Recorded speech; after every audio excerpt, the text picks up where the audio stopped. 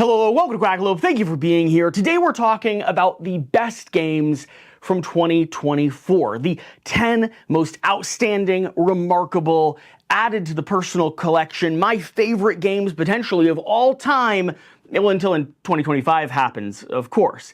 I mean, we're in that season, right? Every single content creator is putting out their top 10 lists, top 20, top 172, top 736 games, all of which I played this last year, and a spreadsheet link down below so you can cross-reference them with my win ratio and make sure that I'm not too biased when I tell you that I had a good time and think you should explore them and play them. Every content creator is putting out a board game top 10 2024 list. And I want to be part of that party. I want to be part of that ecosystem. I just have one major problem. This last year has not been defined by playing a lot of new games. This last year has been defined by playing a ton of classics, reinvesting time in my, Tuesday night gaming group that isn't about playing new prototypes or getting the new hotness to the table, but sitting down and playing those games that we love deeply and re-exploring games that we've been conflicted on in the past. But a top 10 list that's just composed of Terraforming Mars, Ark Nova, Dune Imperium, Dune Uprising, Dune Imperium with the expansions isn't the most compelling list. And on top of that, this last year has been defined by the birth of my first child.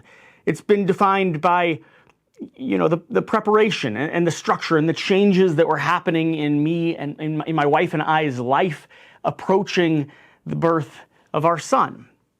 It's defined by almost a year ago to date, my official diagnosis of ADHD, access to medication, and a whole new insight into how I operate and approach to exploring the world. And I've had the opportunity over the last 12 months to learn, grow, challenge, fail, fall apart, and continue to rebuild. I think I'm stronger and more proportionally and correctly oriented than I ever have been in my life. And I'm really excited for this next year. I'm excited to watch and explore the board game industry, to celebrate the development of my son as he turns into a 1-year-old and then approaches a 2-year-old, to deepen the relationship with my wife and finally get some of the games that I missed out on in 2024 to the table.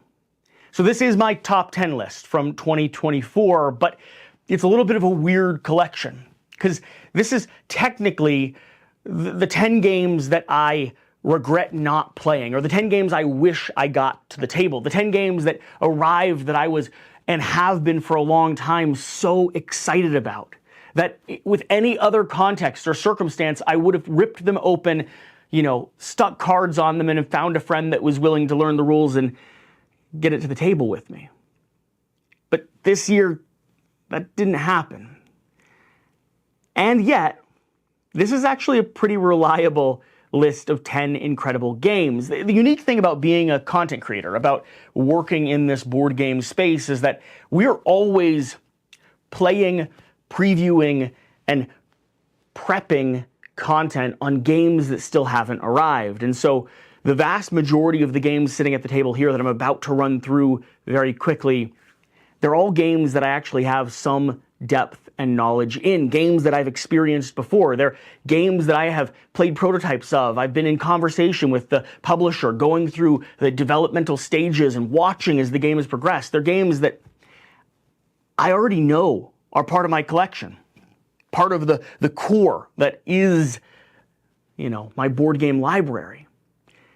I would argue that most of these games, probably at least 6 or 7 of these games, would be on my official top 10 list of 2024 if I had only gotten them to the table in the first place. So with that, let's sit down, talk about some of the incredible games that came out this last year, and talk about how I'm looking forward to playing them in 2025 because I missed them in 2024. And we're going to start with Slay the Spire. This was a game that arrived midway through the year, a game that is based off a video game that I love and adore. I have opened, unboxed, sleeved, read through the rulebook multiple times, put this on a list of 10 games I want to obsess over, have had it on my primary board game shelf for the better part of 5 or 6 months now, and I still mean and am invested in all of those ways. I cannot wait to dive headfirst into Slay the Spire and bury myself under the folds of this, beautiful adaptation of a video game IP. And yet, and with Slay the Spire 2 coming out, I never got this to the table. I still haven't been able to sit down and play it. I've played the prototype back in the day. I'm very much looking forward, and I know how the game runs. I've imagined, thought through, read the rule book, opened it up, set it on the table, but always something else has came up before I was able to sit down for a full cycle and a dedicated gameplay experience. And like I said, about 4 months ago, all of gaming disappeared for a season. So Slay the Spire is coming to the channel very, very soon. It is still one of the 10 games I desperately want to obsess over. Next game arrived maybe a month and a half ago, as far as I'm aware. Again, it's been a blur. This is Unconscious Mind by Fantasia, a game that, again, we played the prototype of, and it was the outstanding prototype, one of the outstanding prototypes of the year. I believe in 2023. I played it with West. We have a preview gameplay up online. We loved this game. We thought it was beautiful how it explored the mind, how, the different dreams and the way that you cured them, the curative effects of sitting down with the Freudian approach to psychotherapy, sitting and not having any direct contact, but talking through problems and using the expression of the vocalization of trauma as a way to heal and cure. The artwork was gorgeous, and the application of psychology in this game was accurate enough to be deeply satisfying. And so Unconscious Mind has been opened. It journeyed with my wife and I all the way to New Jersey, where we had intended to play it, but we ended up getting a number of the classics to the table. This was the trip where we taught one of our close friends how to play Terraforming Mars, and I think we got 6 or 7 games of TM to the table. And Unconscious Mind, because no one quite knew it perfectly, it kept getting pushed to the side for games that we already knew and could get played easily and quickly with a, at the time, 2-month-old still figuring out exactly what it was to, well, be alive, to exist in the world. And I don't know if you know this, but being a baby's hard. It's not an easy job. Moving on to it's kind of remarkable that this isn't even open. I haven't done a unboxing video. I haven't showcased it on the channel. We had more Kingdom Death product show up this year, and I didn't touch it. I've honestly been waiting and hoping that Shiro would be able to pop over with me and, rip the seal wrap off of this and then sit down for a dedicated gaming session. But we've got the Frog Dog, and we have the Vignette of Death Kilinium Butcher. On top of that, we had the Black Knight campaign that showed up, which I did do an unboxing of, but we haven't had a chance to sit down, play through, and film. We will get Kingdom Death content back to this channel soon. I would say I promise, but I don't know what soon means to you. For me, it means as soon as I possibly can. But, we just didn't have the bandwidth this last year. And so those are still in shrink, and we will be opening them soon, along with the plastic showdown board. Moving on, let's do some stuff that's stacked up behind me here. You've got one that you can see right here, Andromedas Edge, the follow-up, the sequel in spirit to Dwellings of Eldervale, a game, again, that we heavily featured, showcased, and celebrated on the channel. Lots of people have been in love with this, and this has actually gotten played. Not my copy, of course, because my copy's still in the nice big cardboard box, but this did get played right here on this table. My Tuesday night game group for one of the evenings when I was on baby duty sat down and got a full session of it out, and man, the game looks gorgeous, and everyone said they had a fantastic time. So I'm excited to break mine open and actually get it played again sometime soon. I've got a few more CMON titles back here that are probably worth shouting out. We've got the recently arrived Cthulhu Death May Die, this newer campaign. And this is a game that we have loved for a long time, one that we're very excited to actually start playing through the new chapters in it. And again, I'm not even taking it out of the box. Like, CMON has this problem of delivering too much stuff, and stuff that doesn't necessarily easily find its way into an organizational pattern with the other stuff that you have. So for now, our Cthulhu Death May Die copy is staying right there. It's staying right, safe and sealed in a box until we have room on the shelf and we get it open and we have a dedicated gaming session where we can hang out and play it.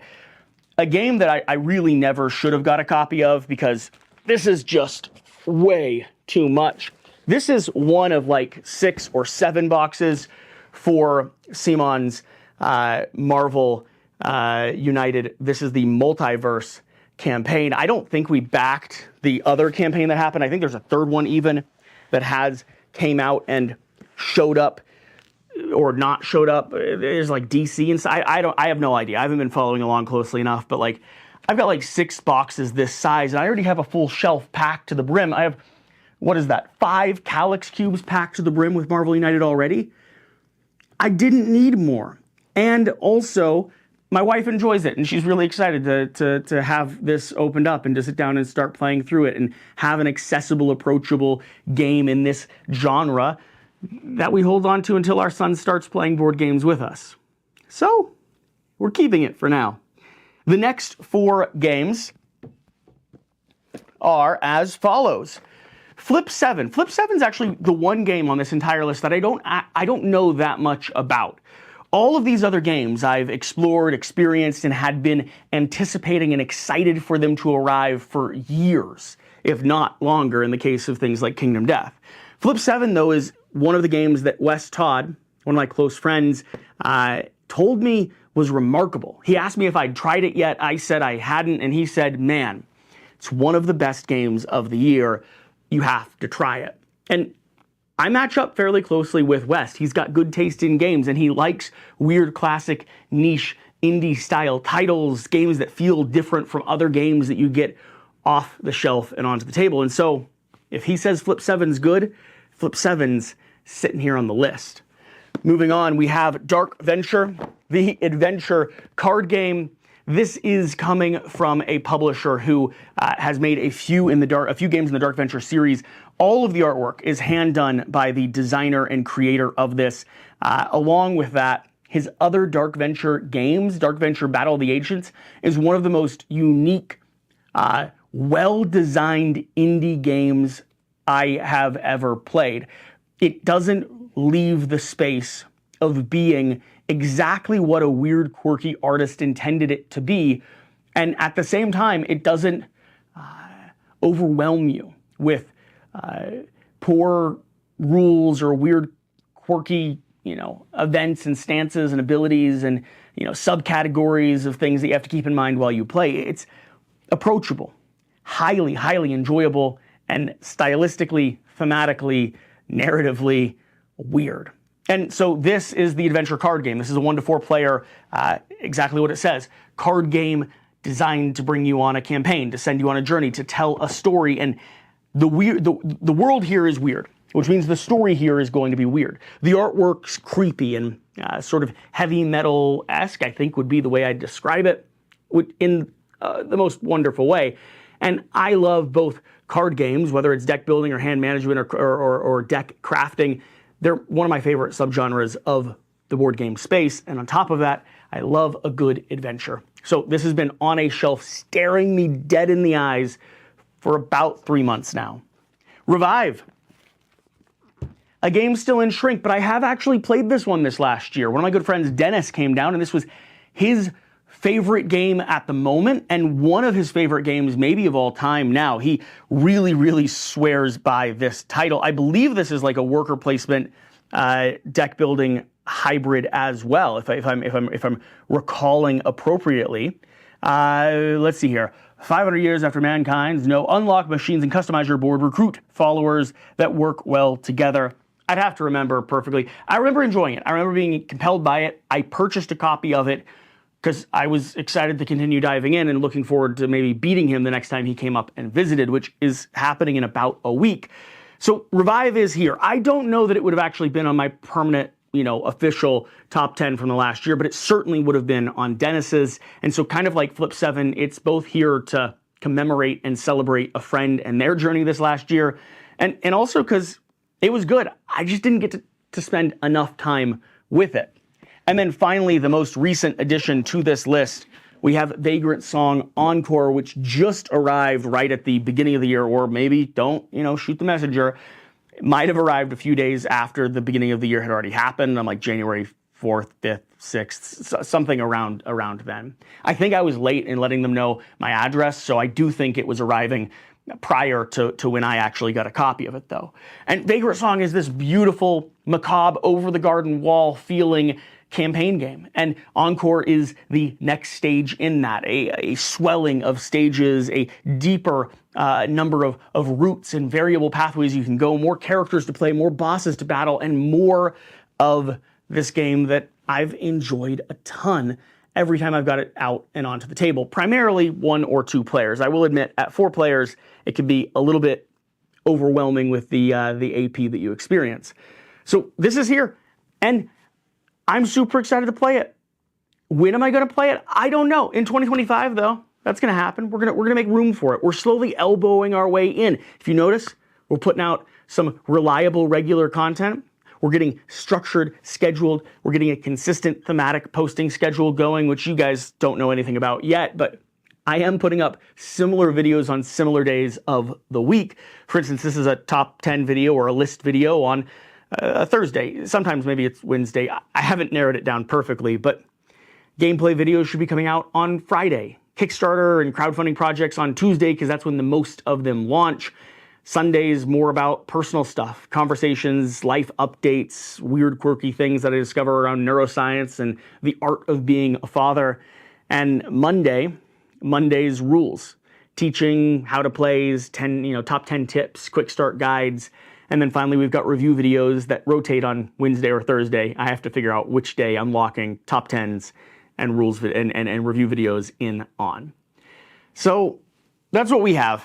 I expect that over the course of the next year, and hopefully over the course of the next 3 to 6 months, each one of these games will have its chance to be in the spotlight. Whether it's us sitting down and doing a full dedicated review, gameplays, how to play, strategy guides, or it's just that I, on one game night, ask someone to prep and we sit down for a little in the corner, 2-player learn and teach and dive headfirst into all these titles.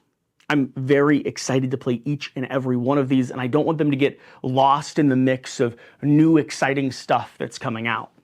There's a lot of games that have had that happen, and there's a lot of games that I still have in shrink-on shelves downstairs that I've intended for the longest time to play. This group of 10 is, or are, my top games from 2024, whether or not I actually played them in 2024. Thanks for watching. Thanks for being here. Thanks for all the support that you all have been showing the channel recently, whether it's subscribing, whether it's becoming a member of this channel or the Patreon, clicking on Amazon links that are down below for board games and camera equipment and links to other titles that help us generate a little bit of income for this scraping together this scotch taped YouTube channel that I'm trying my best to run. And of course, for all the comments, all the messages, all the emails and feedback, and I'm excited. I'm really excited about 2025, and I'm enjoying making this content. So with that, thank you for being here. Thank you for watching. Whatever the case, though, whatever you do, remember to do the important thing. Don't beat yourself up. Just because life is messy and you didn't get every game you hoped to get to the table or every project you intended on getting done, there's always tomorrow. A new year is, in some ways, an arbitrary line in the calendar that people put to indicate they either succeeded or failed. And in other ways, it's a fresh opportunity, a chance to start anew, and a great way to refocus and rededicate yourself. But you also have mornings for that, and evenings, and hours, and minutes. You have books like The 5-Second Rule by Mel Robbins that indicate that in just a matter of time, you could rededicate yourself. So, don't set arbitrary lines. Don't classify yourself as having succeeded or failed unless you really have done one of those two things. And then, what are you going to do from that point? focus, take account of where you are, set yourself in a meaningful and purposeful direction, and clean your room, make your bed, work on yourself.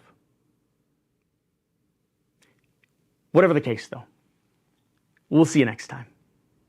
Bye.